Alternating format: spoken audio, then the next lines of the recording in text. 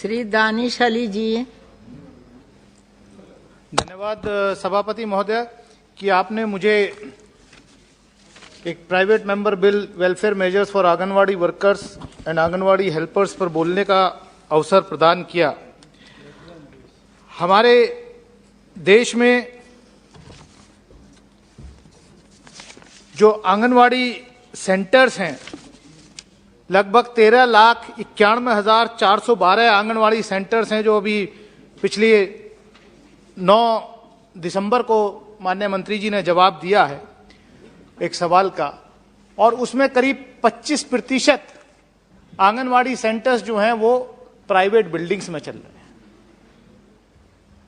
सरकार ने माना है, माननीय मंत्री जी ने माना है खुद कि करीब 3,60,000 आंगनवाड़ी सेंटर्स में प्रॉपर टॉयलेट सैनिटेशन की व्यवस्था नहीं है।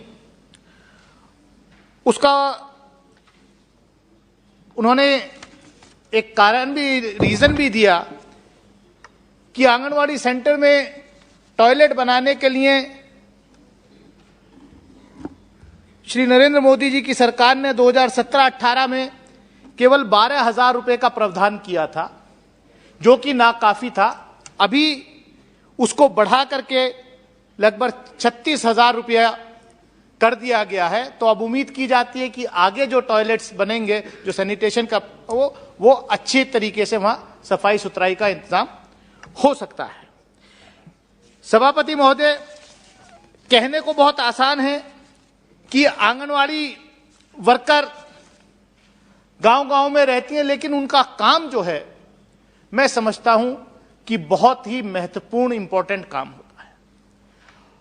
और जैसे माननीय प्रधानमंत्री जी ने कहा कि आपदा में अवसर तलाशना, तो जब कोरोना के दौरान आपदा आई तब ये इस देश की जनता, इस देश की पॉलिटिकल क्लास, इस देश के ब्यूरोक्रेटिक क्लास को अंदाजा हुआ कि जो गांव देहात में जो स्वास्थ्य व्यवस्थाएं हैं, स्वास्थ्य की व्यवस्थाएं हैं, वो कितनी चरमराई हुई है। जो गांव देहात में जो आंगनवाड़ी वर्कर हैं, जिसको आशा वर्कर के नाम से हम जानते हैं, उन्होंने आंगनवाड़ी वर्कर्स में, और ये आशा वर्कर्स और डॉक्टर्स, इन्होंने जो है देश में कोरोना से लड़ने के लिए फ्रंटलाइन वर्कर्स के तहत काम किया, चाहे सैनिटेशन वर्कर्स हों। मैं कहने का तात्पर्य मेरा यह है कि हम इसको, जो आंगनवाड़ी वर्कर्स हैं, जो आंगनवाड़ी सेंटर्स हैं, ये देश की आम जनता के लिए, देहात में रहने वाले लोगों के लिए एक तरीके से अस्पताल का, स्कूल का, उनके पालन पोषण का, बेसिकली ये गाइड है, ये सेकंड मदर, ये पेरेंट्स के रूप में काम करती हैं जो हमारी आंगनवाड़ी वर्कर्स होती हैं और उनके हेल्पर्स होती हैं। लेकिन जो डेटा यहां उपलब्ध है, मैं वो बातें रिपीट करना नहीं चाहता जो कई माननीय सांसदों ने मेरे से पहले यहां पर बोला है।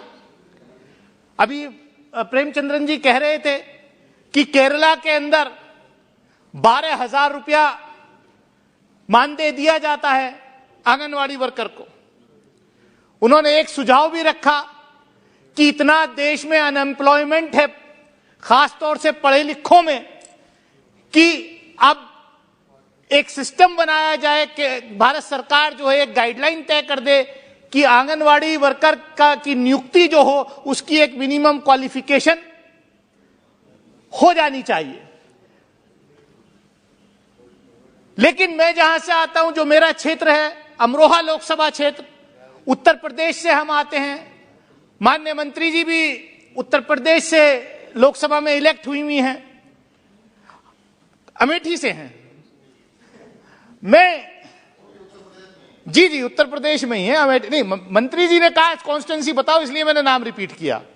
मान्य मैं अभी जो है प्रेमचंद्रन जी ने कहा कि 12,000 मिलते, लेकिन उत्तर प्रदेश की आंगनवाड़ी वर्कर्स की बहुत दयनीय स्थिति है मैडम, देखा नहीं जा सकता हम लोगों से।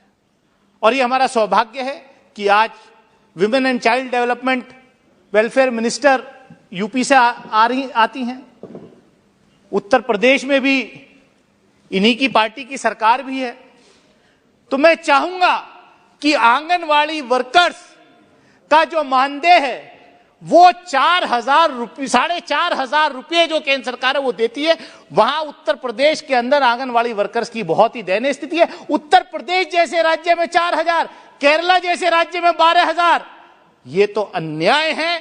मैं उत्तर प्रदेश की आंगनवाड़ी वर्कर्स के लिए आपसे हाथ जोड़ करके प्रार्थना करता हूं कि उनके मानदेय को बढ़ाया जाए और उनको गवर्नमेंट, जो केंद्र सरकार के जो 4th ग्रेड के एम्प्लॉइज होते हैं, वो सारी फैसिलिटीज उनको दी जानी चाहिए।